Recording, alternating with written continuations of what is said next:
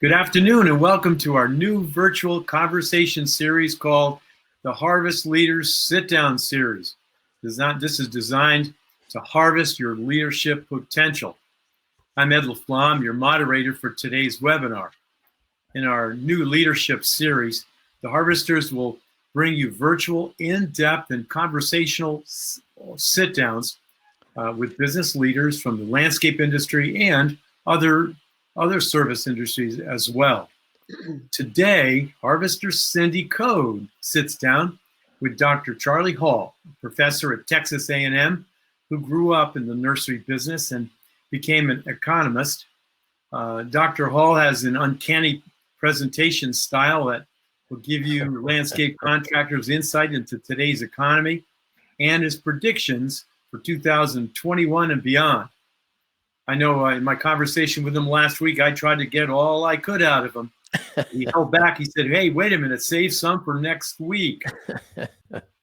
Dr. Hall grew up in the nursery in Western North Carolina and is a professor in the Department of Horticultural Science at Texas A&M University. He's an honorary lifetime member of the Texas Landscape and Nursery Association. That's as long as you pay him, right, Charlie? That's right. Just for the rest of my life, no longer. Yeah. You're going to enjoy hearing about how Dr. Hall became a global economist, his passion for the green industry, how the landscape industry should weather the turbulent economy we're all facing right now, how landscape contractors should budget for 2021. Will 2021 bring a recession? If so, how should we react? How will the election impact the economy? Now, that's a good one, Charlie. I like that one. Make sure you really drill them on that one, Harvester Cindy. I will. Key points from every business should address to emerge from the challenges that, of course, COVID-19 has presented. And he's going to give us some insight from 31 years at Texas A&M. Lastly, he's going to give us some advice both for new owners and veteran contractors. Before we begin our webinar, our seminar, we'd like to thank Verizon Connect for their partnership with the Harvest webinar series and also our partner Boss LM. And both of these companies are simply the best. And that's why we've chosen them to be our partner. Lastly, I'd like to tell you briefly about a fact of life that we're all facing in 2020. And I think if you're an owner out there, you're going to relate to this, because I'm sure you've come to the realization that it's nearly impossible to find account managers anymore with landscape education. The horticultural schools are like empty compared to what they used to be. So companies are forced to hire people outside the industry. Even the ones that have horticultural backgrounds weren't taught the business or how to be a successful account manager. I bet the ones even on your staff right now with years of experience could use a tune-up as well. Isn't that true? Because of their lack of training, they don't meet their sales goals. They get frustrated with their clients, and their clients get frustrated too. They're unsure about how to estimate and price, and they can easily feel overcome by the amount of work they have and dealing with the people they deal with. So realizing this, 3 of the Harvesters created an online video course. You see, each of us have over 45 years of experience, and we were all, at one time, account managers. The course we built has over 160 videos and 18 hours of instruction. It also includes a downloadable guidebook with dozens of tools. And heck, we're offering a 100% money-back guarantee if you don't like it. I bet you'd even buy it, right, Charlie? That sounds pretty good. Yeah. So listen, we'll assure you that once your account manager takes the course, they'll be more competent, they're going to sell more, they're going to have better account retainage, and they'll be able to handle a larger book of business. What does this mean for you, the owner? Well, it means that you can hire from a broader range of people, because like I said before, They're not coming out of the schools. They'll be less dependent on you, and they'll sell more at higher profits. What do you think? You like that idea? I do. If this sounds interesting, just click on the link that Chris is going to provide you. And if you decide to purchase before the end of the day tomorrow, remember that's before the end of the day tomorrow, you're going to get $100 off each of the courses that you're going to invest in. Okay? So we'll have that now, and then later on at the end of our program, Chris will show it again, and you'll have the link and also the code to get the $100 off. I just want to remind you too, if you have any questions for Dr. Hall as we go through the program, feel free to type them into the chat box, okay? And both Cindy and Dr. Hall will be monitoring that. So that's all for now. We're going to go back to Harvester Cindy. Take it away. Well, thank you, Harvester Ed. And we won't be so formal today, I don't think, right, Charlie? We don't have to call you Dr. Hall. You're Charlie to us. Just Charlie or Harvester Charlie. Harvester Charlie. Good one. Well, Charlie, thank you so much for being here today. I know you're a busy guy. You're in demand, but we know that's because, excuse me, you have valuable insight. So before we delve deeply into the hard issues we're all facing today, I thought it would be fun to learn a little bit more about you.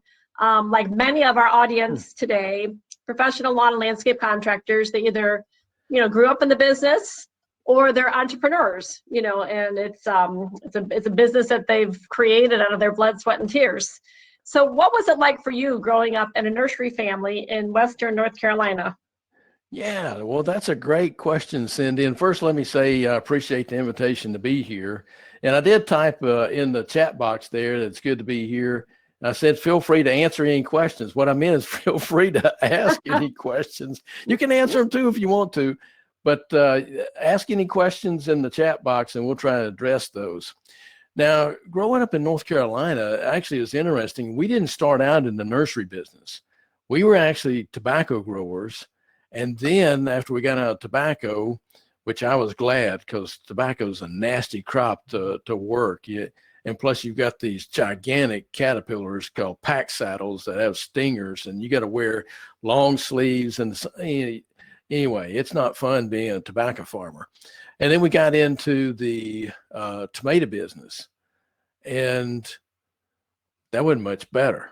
That was a lot of backbreaking work. And then we graduated to the strawberry business, and I was wishing we were back in the tomato business. At least I could stand up and harvest tomatoes rather than bend over and pick strawberries. But finally, we got in the nursery business. Seemed like a more civilized way of earning a living. And it was, at the time, I kind of had mixed emotions. I enjoyed the work, but, I was a kid growing up, and that was taking, time away from my two favorite pastimes, which was sports and girls. So I kind of resented it, but then it's interesting how life comes full circle, right? And so when I went to University of Tennessee, which was only 95 miles from the house, growing up in Western North Carolina, most folks either went to a community college or a smaller school like Appalachian State, or they went to NC State, UNC. And so I had a choice between going to UNC in Chapel Hill or going to Tennessee. And Tennessee was 95 miles, and I could get back home on weekends and pot up plants or weed or whatever needed to be done. So I opted for Tennessee, and I actually started in pre-pharmacy. And I look back now and it's like, golly bum, I was chasing money.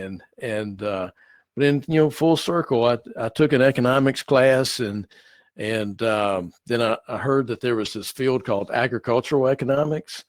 And so I went into that particular field because I figured, well, I could combine my agricultural roots and economics interest and major in that particular discipline. So that's kind of the early years there, but it's again, it's kind of interesting how life comes full circle. Something that it was a chore at first. You realize, wow, those were the good times. So as a teenager, when you were working in the family business, what were your career aspirations? Um, well, uh, first, I wanted to be uh, a game warden because they got to be in the either a park ranger or a game warden, be outside all the time because I really enjoy being outside. And I was an avid fly fisherman, so I figure if I'm a game warden, then I can fly fish in my off time and catch people aren't doing it right in the daytime. And so anyway, I gravitated to this interest in pharmacy because I worked from this lady who had multiple houses that just down the road. She had her house in North Carolina, she had a house in Florida, houses everywhere else, and I was her full-time gardener / landscaper. Right. And so even when she was in town or out of town, I was taking care of her 5-acre estate and doing all the horticultural stuff. And her son had a chain of pharmacies.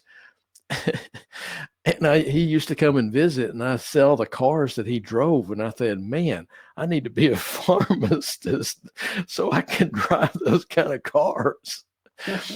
I know kids, right? That's just your mentality as a kid. But then, and then second quarter chemistry took care of that little pipe dream. And, but interestingly, because after I finished my ag economics degree, I got a master's in horticulture and landscape design.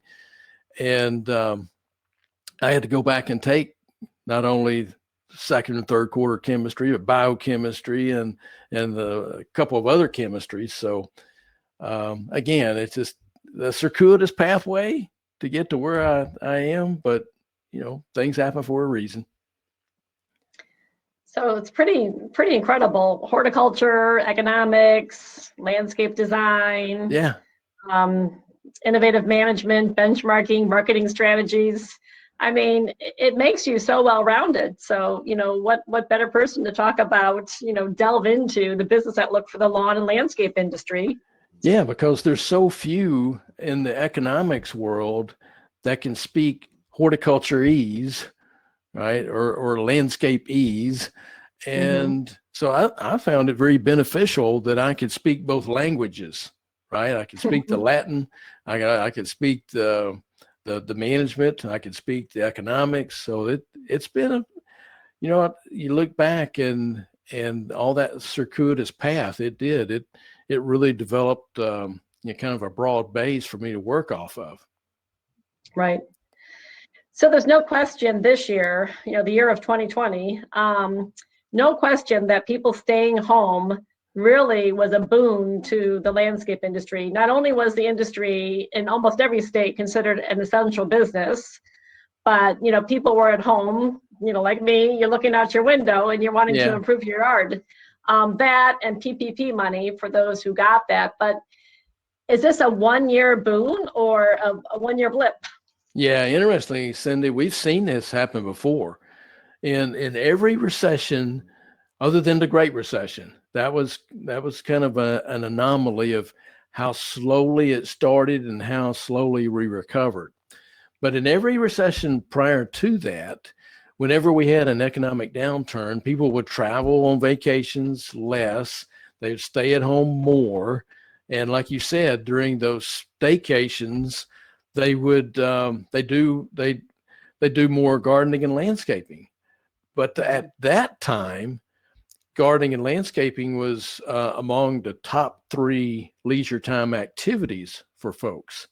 Now, gardening and landscaping doesn't even make the top 10 leisure time activities. So that's what made this particular spring so interesting from that standpoint. So we had a lot of folks staying at home, and in some states, some regions of the country, garden centers and landscaping wasn't considered to be essential.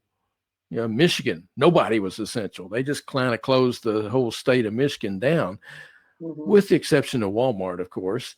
And then states with that everybody was allowed to be open, it turned out to be kind of a boom. And man, I remember early on, I have a peer group. In fact, that's the Eagle banner behind me is a peer group of nursery and greenhouse growers. And I remember everybody at the start, they were talking about their landscape customers and their garden center customers. Everybody thinks this is Armageddon, and they're reneging on their pre-bookings for plant materials that they've purchased. And then, 3-4 weeks into this thing, all of a sudden people realize they're sitting here that, like me, they're looking out the window, and I installed about $3,500 worth of plant material in my side yard because I'm sitting here looking at this view all day long. So I wanted to change the view. So I made some significant changes, paid the overhead for several local landscapers myself, it seems like, but that's a different story. So people were staying at home more. They were doing more gardening and landscaping. Home Depot, Lowe's, and Walmart stayed open, and there early on, people were able to buy their bedding plants and so forth. And then as we realized that it wasn't necessarily, it was a bad thing, right? We've gone over 200,000 deaths associated with COVID, but we realized that, all right, it's not necessarily Armageddon. It's a serious deal, but there's certain things that we can do. And guess what? I can have my landscaper come in, my lawn maintenance folks come in, and I don't have to interact with them. So that was something, Cindy, that we saw, that every industry which there was a lot of in-person interactions, that industry really went down. But landscape services, in fact, is one of those. I have a chart in which I'm showing that they really didn't fall off. In fact, the year over year from 2019, and even related relative to 18 and 17, the demand for landscape service was very steady. So now, again, it depends on which states you were in, what part of the country, but for the most part, those that were deemed to be essential, they had a really good year. And part of it's because as a homeowner or a commercial client, I don't really have to interact with my landscaper face to face within 6 feet for sure. And so as long as it was a service that could be provided without a lot of social distancing, except among the workers, of course, that they tended to do pretty well. So that was kind of what we saw there. Right. So that's one of the things you were saying I was thinking of. It's so important for landscape companies to be diverse. The maintenance side of the business and the construction side of the business, residential, commercial, because commercial construction certainly was a different story in many areas. Yeah. But considering, this year, for those that the year went so well, and this year you heard a lot about businesses should hang onto their cash. So what should landscapers do? Should they hang on to all that cash they made this year, because next year, who knows what's going to happen? Yeah, that's another good question. I wrote down a couple of things there so I wouldn't forget. We call that phenomena cross-subsidizing among business units, right? When you've got, when maintenance is down, you cross-subsidize with your snow blowing, or if the snow blowing is not snowing a lot, then you got your Christmas tree lighting, and all the portfolio of services that you're providing, and you're cross-subsidizing. It's very seldom that all of those divisions are going to be hit negatively all at the same time at a perfect storm. So you can cross-subsidize with the income stream from different divisions. And it's like anything else. If you're going to make money in landscape services, you got to price your labor appropriately, and you got to recover your overhead. Right. So you do those two things, you're going to be okay. I mean, there's obviously a lot more to it, but that's two of the basic things. And so most landscape companies have a pretty good feel for their labor costs and materials cost, and because they use that in a lot of their bidding and estimating. But on, as far as overhead recovery, you got the big three: Vanderkooy's multiple overhead recovery system, and Frank Ross's dual overhead recovery, and Jim Houston's overhead and profit per hour. I mean, there's all kinds of, but you got to recover that overhead. So that's all in terms of managing working capital. And I'm working my way around to answering your question here. I'm taking the circuitous route, but that's all in a way of managing working capital so that you have the cash in which to ride through these downturns. And unfortunately, because a number of landscapers make the error of underestimating in their bids and estimates, they cover their labor costs pretty well. If they know what an average crew wage is and so forth, they can do that, and they know their materials costs because they're writing checks for that out of the checkbook. But it's that overhead recovery that sneaks up on a lot of the landscape service providers that I've worked with in the past. And if you don't recover overhead, you can't generate the cash, the working capital that you need in order to ride through the downturn. And so when I think about some of the managerial things that landscape service firms need to be really thinking about before the downturn occurs is managing working capital. All right, so that's managing that cash flow as you're talking about. Secondly, making sure that they're not over leveraged, right? So if they're over leveraged, and I don't know if I lost you, Cindy, or not, but I'm still here. Okay, you're still there. So yep, listening intently. Okay, so what was I saying? Oh yeah. Making sure that they're not over leveraged. That is where the bank has more skin in the game than you do. All right. So when you grow your business, and you're trying to the landscaping service sector is a lumpy investment anyway. You got your crew, you got a truck, the crew, and you got a set of implements, and then you go to another truck, another crew, another set of implements. Interestingly, it's that third crew that's kind of a hurdle point for businesses. They get past that third truck, third crew, and so forth, they can keep growing. But to be able to do that, they've got, again, have the working capital in place, and they can't be over leveraged, because when you start using debt capital to grow your business, you go down to the street and you work with Mr. and Miss Banker, and you use debt capital to grow your business. When times are good, you can grow your business faster. And so for every, I don't know, it's different for different regions of the country. For every $400,000 to $500,000 in sales, and you're adding another crew and so forth, and as I said, it's a lumpy investment. So you're making that initial investment, and then you're putting in another crew, and you got another set of investment, but you don't have the sales in which to justify making that. So it's sometimes you got to use debt capital. And I'm just saying, don't use too much of it so that the bank has more skin in your business than you do. So that's all part of managing that cash. And unless a landscape service business is over $1.5 million in sales, I recommend they grow with their own earnings. They use retained earnings. That is, they plow their profits back into the business.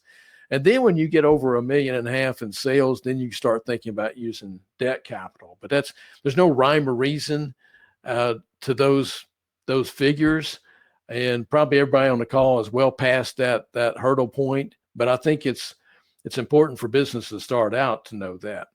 Now, the other thing that I always caution landscape service providers or growers or retailers going into a recession is make sure that they're operating in a lean type of fashion, and that they use lean management principles. Now, lean management is a manufacturing term. It's not necessarily a service term, but having the SOPs in place, so that if you're trying to get out the door at 7:07 a.m. in the morning, and you got to have all your trucks clean, everything gassed up the night before, and you got all these SOPs in place so that you can hit the ground running, right?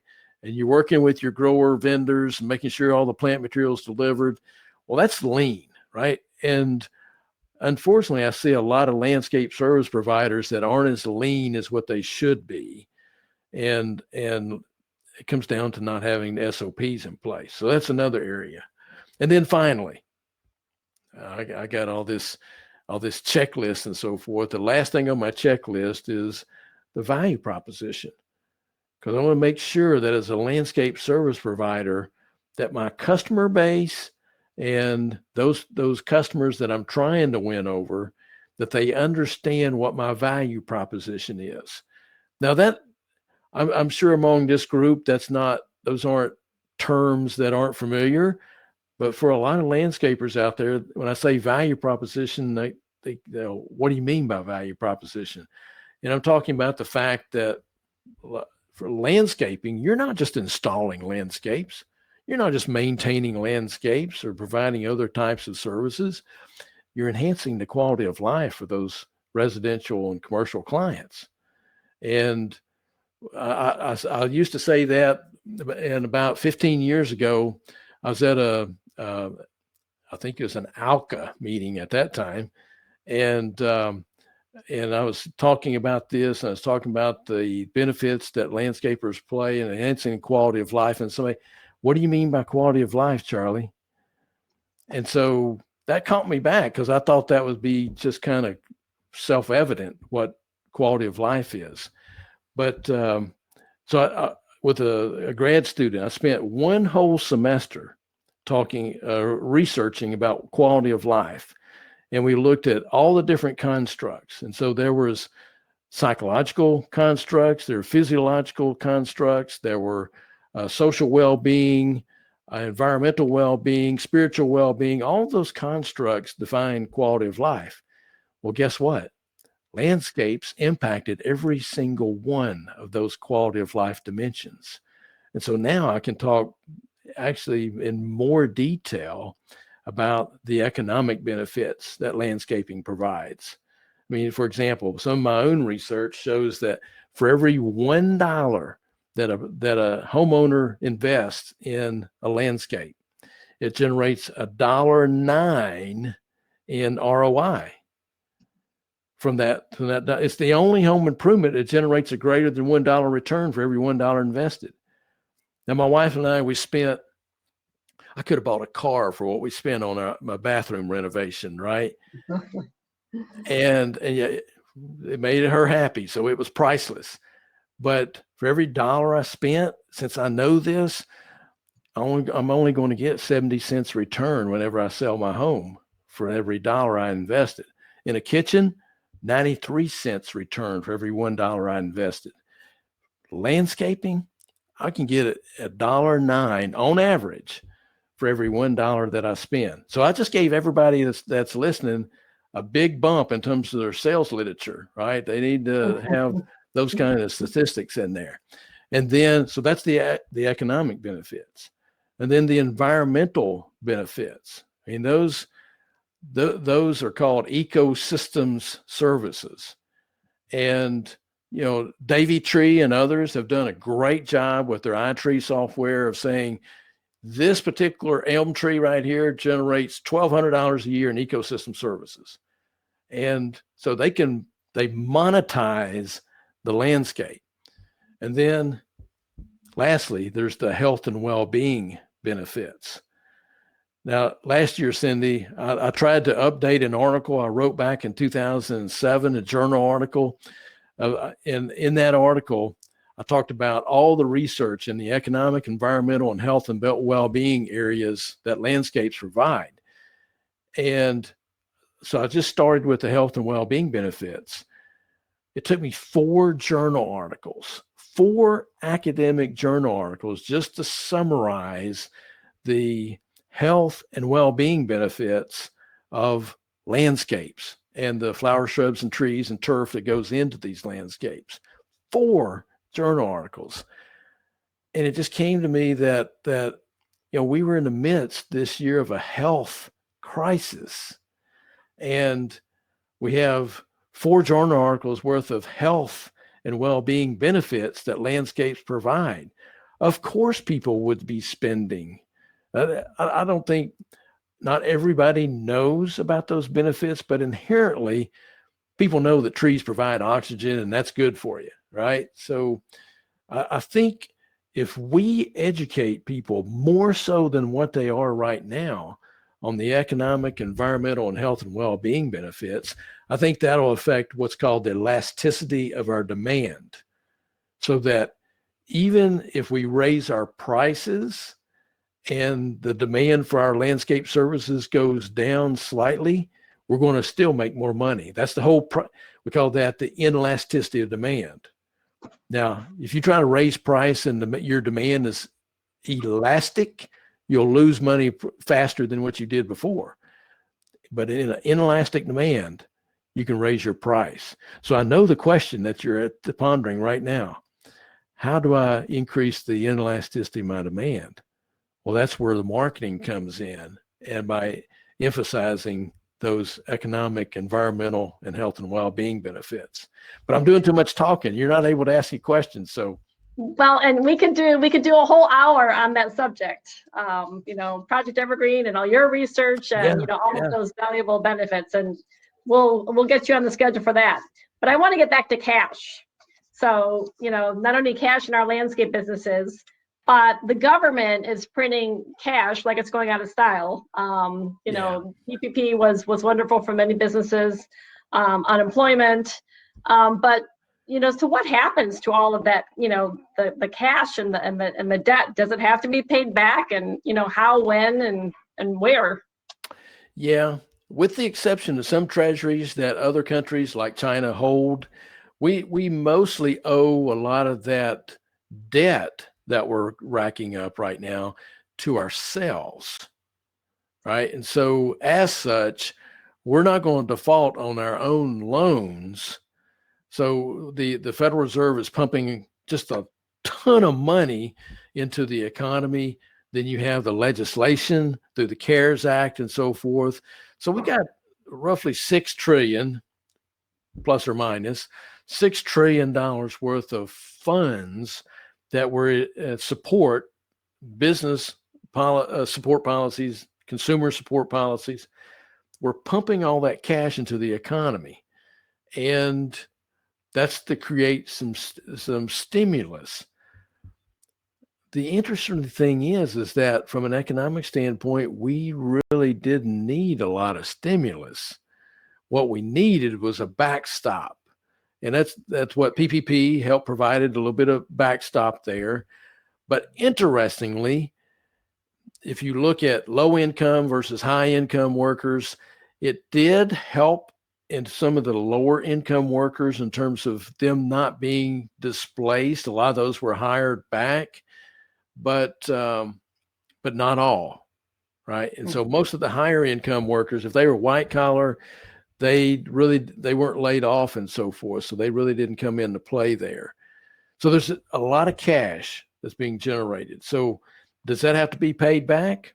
Yeah, at some point. We're racking up this national debt and it's got to be paid back sometime, but we keep kicking that can down the road. Mm-hmm. And like I said, we're not going to default on ourselves. So there's two big problems when we start racking up all this national debt. And to correct it, we've got to start touching some of our biggest budget items in our national budget. The biggest of which is some of the entitlements, Social Security, Medicaid, Medicare. The only way we're going to cut down on our debt is to really address those. What politician in their right mind is going to start talking about reducing Social Security benefits, right? So because boomers are the big demographic segment right now that controls a lot of disposable income and a lot of votes. So we're not going to do something there. Then it gets to be a problem whenever if we get downgraded in our credit worthiness in terms of the World Bank and so forth. That can affect how currencies are traded worldwide, which can influence our interest rates. So that's another factor we got to consider. And then over the long run, here's the real kicker. whenever you look at our national budget each year, and we got those big three, Medicare, Social Security, and Medicaid, well, right now our national debt is getting so big that the interest on that debt, if we keep going, that'll be the number one cost item in our national budget every year. Well, that's like paying for an upside down car. Nobody likes to throw money at a car that's not worth what you still owe on it. That's the same way with the national economy. Nobody wants to throw tax dollars at an economy where the biggest thing we're paying for is the interest on historical debt. And it limits our ability to use fiscal and monetary policy in the future. So when you think about the long-term effects of injecting so much money into the money supply, those are some of the dimensions that are going through economists' heads like that. All right. So it's not a short-term danger, but a number of folks are saying that by the end of this decade, we may be at the point where if there's a shock to the system, we'll see another Great Recession type of event because of the lack of stability that brings in. And of course, there's also inflationary pressures, but we can talk about that too. You keep throwing that money at the economy, there's got to be some sort of influence on inflation. Now, because of the magical, I say magical, but I just think that the Federal Reserve, Ben Bernanke and Chairman Yellen and Jay Powell to a lesser extent, but I think Bernanke and Yellen did a tremendous job in the Federal Reserve and really rewriting the macroeconomic finance textbooks and using policies we'd never used before to kind of keep us afloat. And we're still in that uncharted territory in terms of the Federal Reserve still trying to keep us afloat. But fortunately, liquidity is not an issue right now, like it was in the Great Recession. So landscape businesses are going to have access to capital. So if they've got a good relationship with their bank, they should be able to get access to the funds that they need if they need to use that capital and don't have enough retained earnings to use. So the Federal Reserve has said that it's going to keep interest rates near zero through, I believe, 2023. Do you agree with that? And is that a good way to help small businesses, not only revive their businesses, but create new jobs and grow more? Yeah. Well, that's the whole impetus behind doing that is to encourage businesses to invest more. And in fact, when you look back at 2017, when we passed the Tax Cuts and Jobs Act, right? And that when we decreased the corporate tax level, which every business on here would say, hey, I'm all for paying lower corporate taxes. That was $1.3 trillion that was supposed to be repaid back through additional tax revenues. In other words, businesses were supposed to invest in equipment and people, those two things, because of the corporate tax cut. And what we saw, particularly among larger firms, is that they bought back stock and they paid dividends, didn't invest. If you look at overall business investment, which is a big part of GDP, because there's a 4-to-1 return for every dollar that all the landscapers spend, there's a $4 to $1 return. Every dollar we spend as consumers, there's only 2-to-1 multiplier, right? So it's important for businesses to invest. But like I said, the tax cut, that was a very poor policy done at the exact wrong time in the business cycle. We should have done that back in 2009 if we're going to do it. So when we did that back in 2017, it bought votes, but it did not generate the $1.3 trillion to pay for itself. It didn't bring money from offshore back into the U.S. It didn't simplify the tax code. It didn't do any of the things that we were promised at that time. So again, if I'm scoring that policy, I give it an F. So when you start talking about interest rates and the ability of interest rates to entice businesses to invest, I don't know that that's a good tool right now to use. Yeah, the money's cheap, but I got to know whether there's a vaccine coming. And I got to know, is the market going to be in 2021 like it was in 2020? I need to have some degree of certainty that will enter my life before I start making a huge investment in either people, equipment, or et cetera. So you expecting a year in 2021 similar to parts of 2020? Now, how did I know that question was coming? Again, there's a lot of uncertainty around that, and the confidence interval and the answer I'm about to give is pretty wide.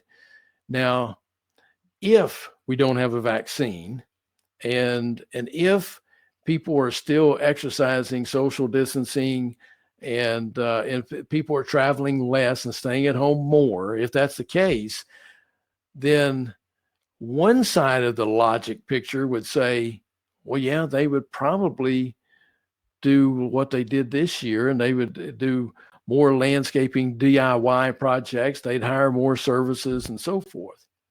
However, historically, whenever you look at the new consumers, and we had a lot of new folks, and a lot of garden centers have said, we see faces in here that we've never seen before. So there's a lot of new people gardening and landscaping.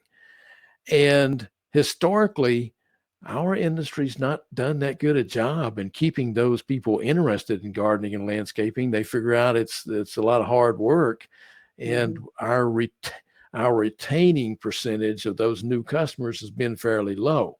Then here's the other thing. Historically, now again, I'm emphasizing historically, if you look at, remember I said the phenomena in the previous recessions, people stay at home more, they buy more gardening and landscaping goods. But when we start coming out of recession and we start buying more durable goods, more cars, more refrigerators, more furniture, more clothing, more houses, that's when people buy fewer flower trees and shrubs, and they buy fewer landscape services. And our industry usually takes it on the chin right when the recovery starts. So now you can see what my uncertainty about 2021 is that on the one hand, yeah, it seems like they should be buying more. But remember, we didn't have Snowmageddon. We didn't have a lot of flooding. We didn't have a lot of weather issues this year. So we had people staying at home. We had pretty darn good weather nationally. And so that coupled with the fact that we had $600 of unemployment support each month for people that were unemployed, which was higher than what their income was for some people.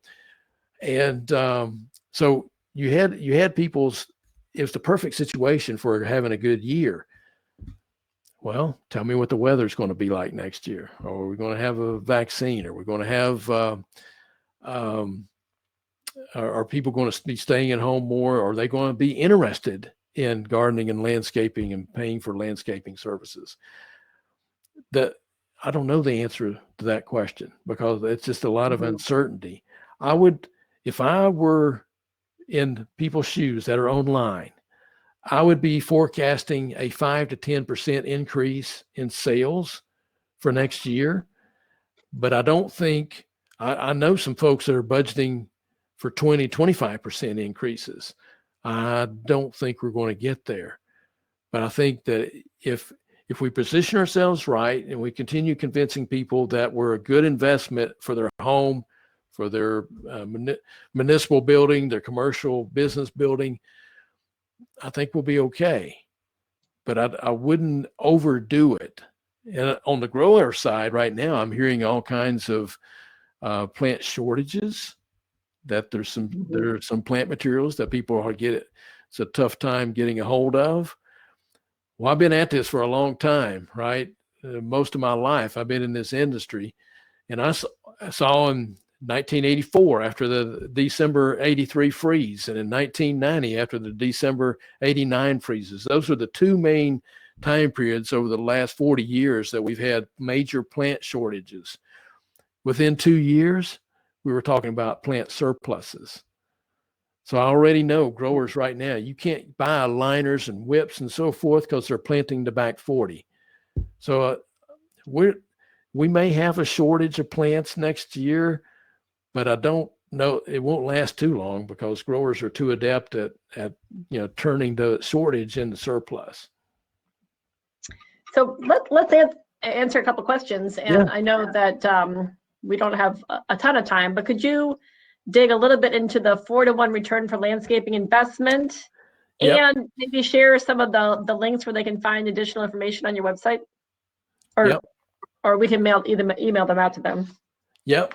First, I want to go back up to Misha's comment. And he said the word entitlement is a politicized word and should be refrained from using in a space like this. I stand corrected, right?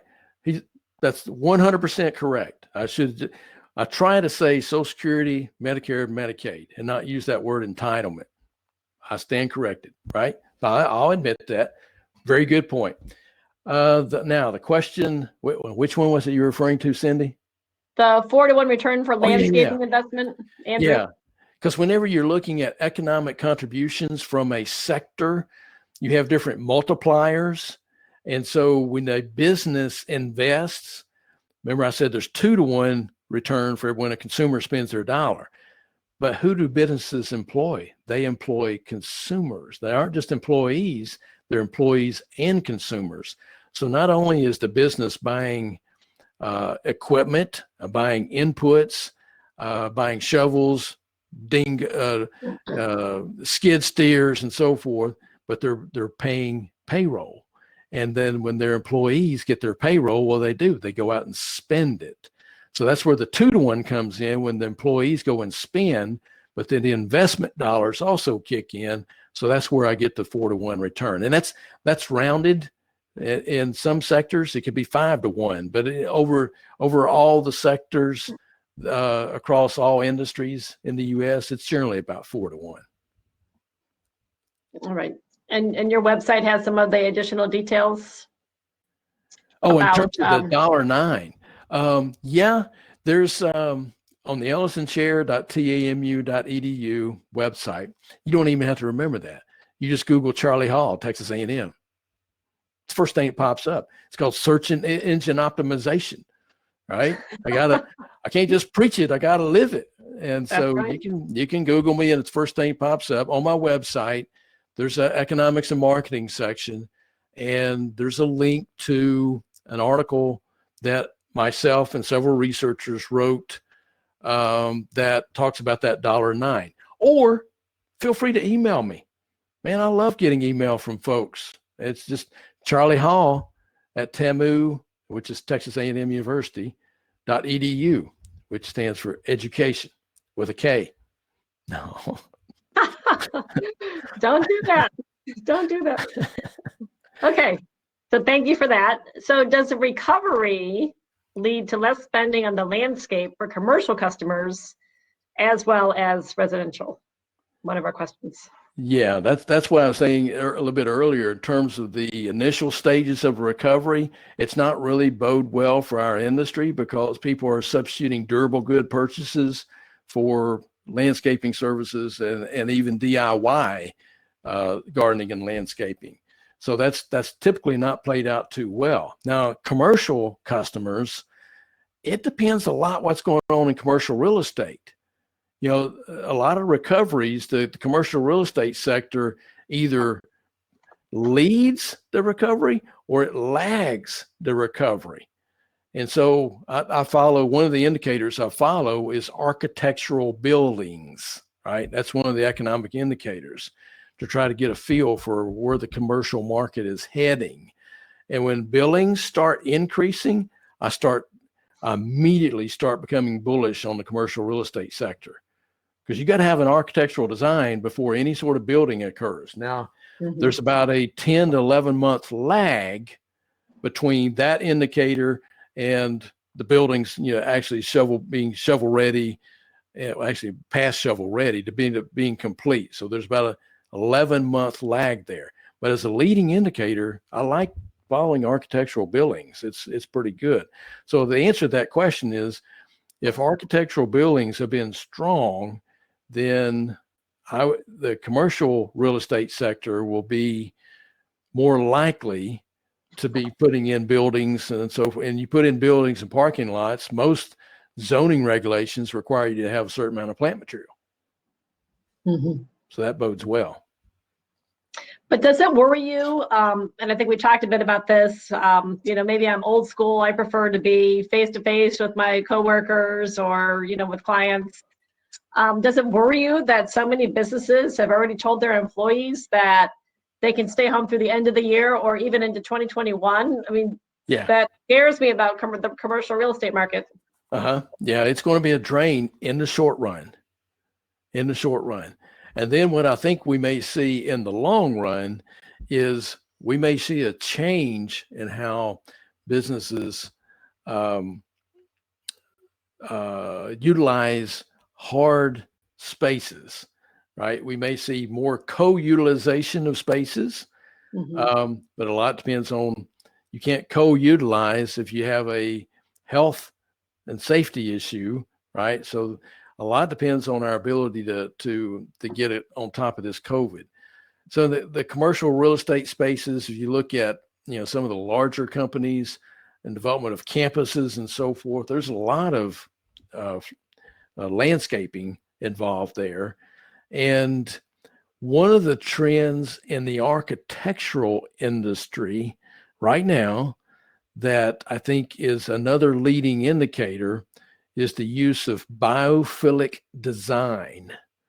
Mm-hmm. And we see more architects. In fact, in my course at A&M, which I talk about people-plant interactions, every semester out of 336 students, I'll have probably 20 to 25 architectural students that are in there because they want to know the biophilic design advantages from a health and well-being perspective, from worker productivity perspective. For example, if a building has interior green walls or natural lighting and so forth, and they're utilizing that biophilic, that means biophilia is the love of living things.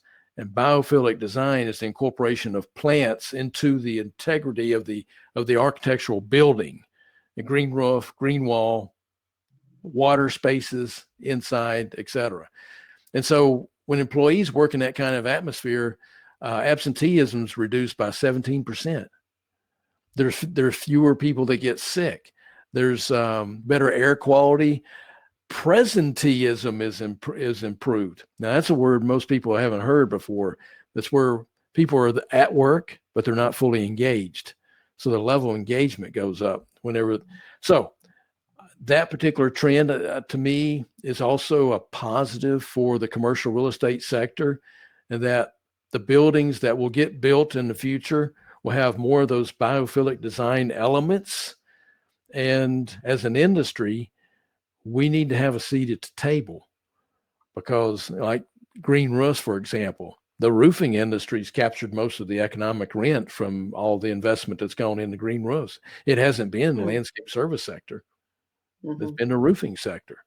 So we need to make sure if it deals with our industry, we get our share of the pie. Anyway, I talked all around that question, but it's interesting. To this one, I have to ask, how do you think the presidential election will impact the economy? Yeah, usually I get asked, how does the economy affect elections? And it does have an effect on elections. We can look back over the past 30 years and we can see elections that were won and lost because of the economy. George Herbert Walker Bush, his approval rating a year before the election was the highest of any president ever. And then you saw the effect of the economy. And of course, he loses the election. Interestingly, the National Bureau of Economic Research didn't report that we were in recovery until after the election, when actually in hindsight, we were in recovery in June before the November election, in which he loses to Clinton, right? So Mhm. The whole outcome may have been different. So election economy,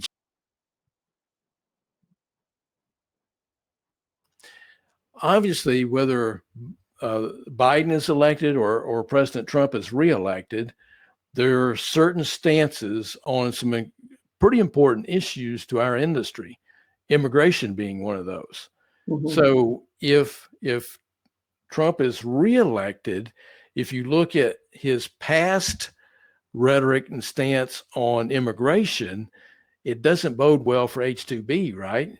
I mean, that's one of the programs that might be killed in the wake of a Trump reelection. And I'm only basing that off of what he's already said in terms of immigration. Whereas if there's a Biden administration, it's going to be more favorable towards H-2A, H-2B, the Dreamers, et cetera. There'd be a more favorable environment. However, it's not just who's in the White House.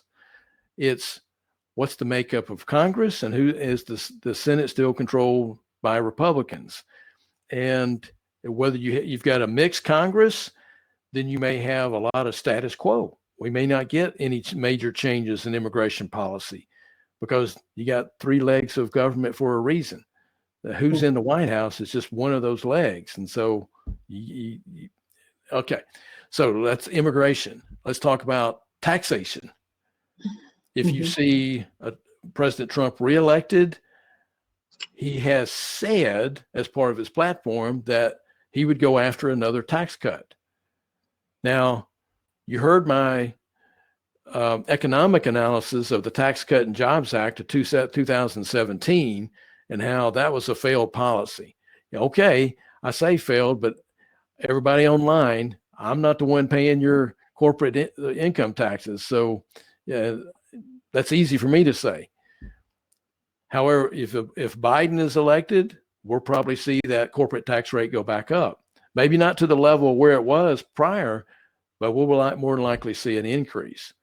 So, I mean, there's, and you look at whether policies are pro or anti-business, there's some yin and yang. There's some give and take depending on which administration. And then you've got climate change kind of issues. And there's some who vehemently deny climate change. And then there are others that say, look, something's going on here, anthropogenic or not.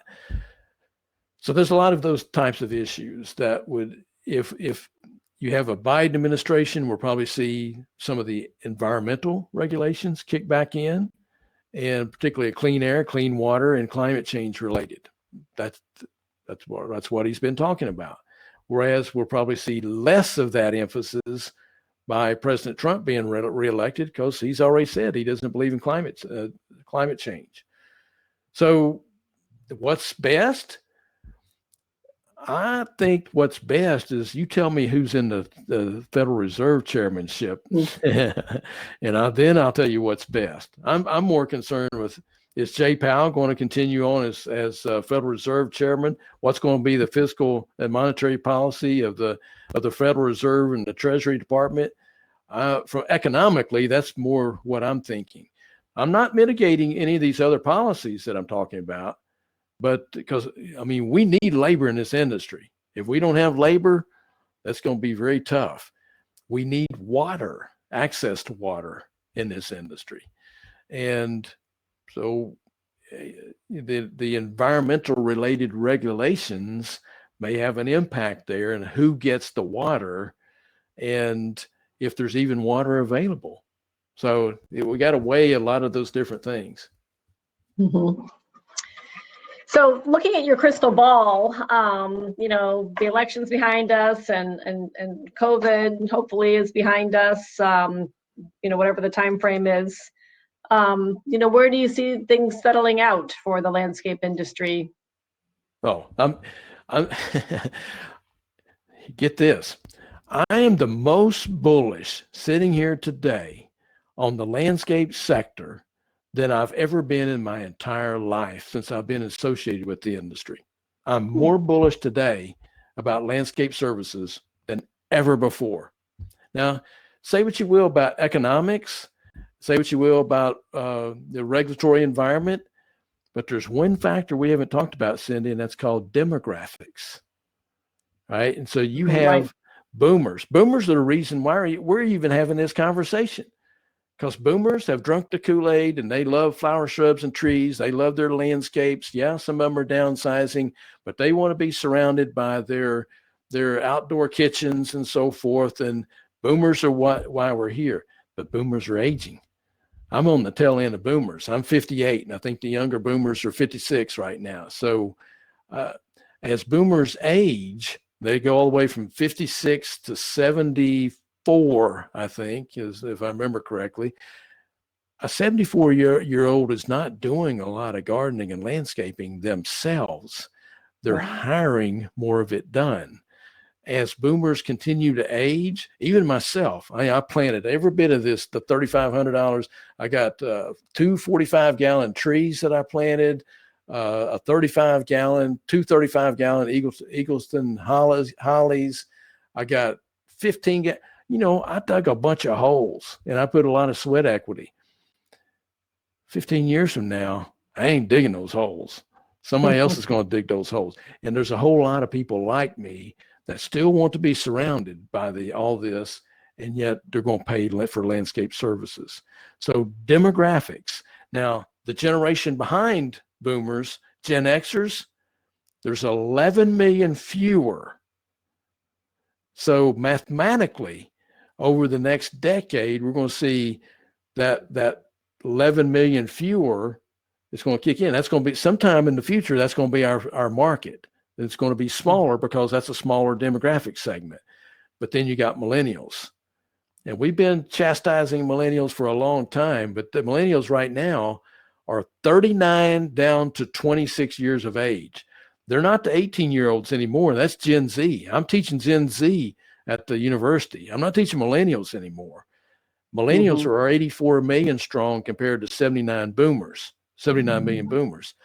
Back when I was teaching millennials, and I'd give them a 4-inch mum in class, or I'd give them a succulent in class, you'd have thought I paid their tuition.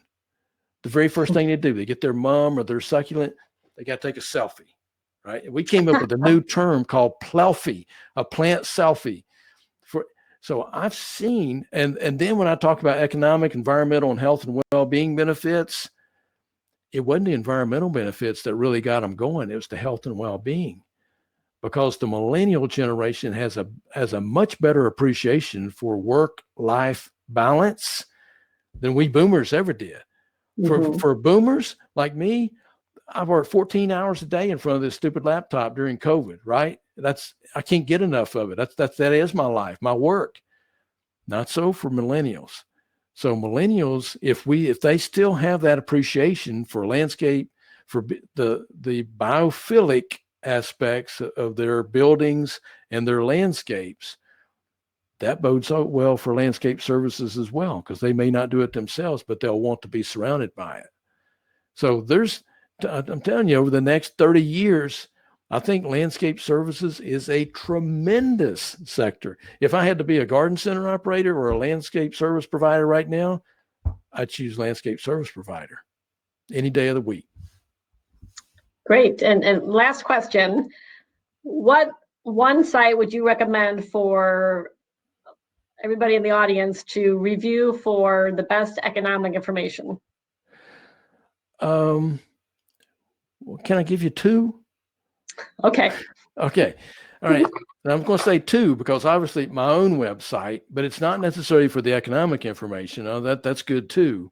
But I have a benefits of plants section on my website, and you click on that benefits of plants button, and it talks about all the economic, environmental, and health and well-being benefits. So to me, that's one of the best places that I can go to in one-stop shopping to find out all the stuff I need in my sales literature as a landscape service provider, all those benefits. So I can convince people that they don't have to put in 6 different phases of their landscape. They can do it in one phase. They can write that check if they have an appreciation for what benefits they're going to get out of it. So that's the one website. And And then number the two? other site, huh? Number two? Oh, number two, I'd go to the Federal Reserve Board of Governors, and each district of the Federal Reserve covers different regions of the country. So whoever's online, depending on what your region of the country is, you could go to that district of the Federal Reserve branch, and they have economic indicators and economic reports for that district specifically, right? So the closest office in Texas is in Dallas, and they cover Texas, Oklahoma, and Louisiana, right? So my neck of the woods, I'm going to the Dallas Federal Reserve branch, and I'm looking at their indicators for my region. Mhm. So every person on here for Ohio, I forget what the number of district is, but you're going to have Ohio, Pennsylvania, a lot of the steel manufacturing, oil, Right. et cetera, shale oil, et cetera. All that region is going to be in that Federal Reserve office, and all the data is going to apply to that region. So when you start talking about economics, you got to remember there's national indicators that you see in the media. I want to know what's happening closer to home. I want to know what's happening in my market, and that's where you're going to find that. So I'd start there, going to the the Federal Reserve branch that's in my district. Excuse me. All right. Well, great. You've been an awesome guest today. We've really enjoyed the conversation. So thank you so much. I think there'll be a lot of people heading over to your website, I'm sure, in the near future. I hope so.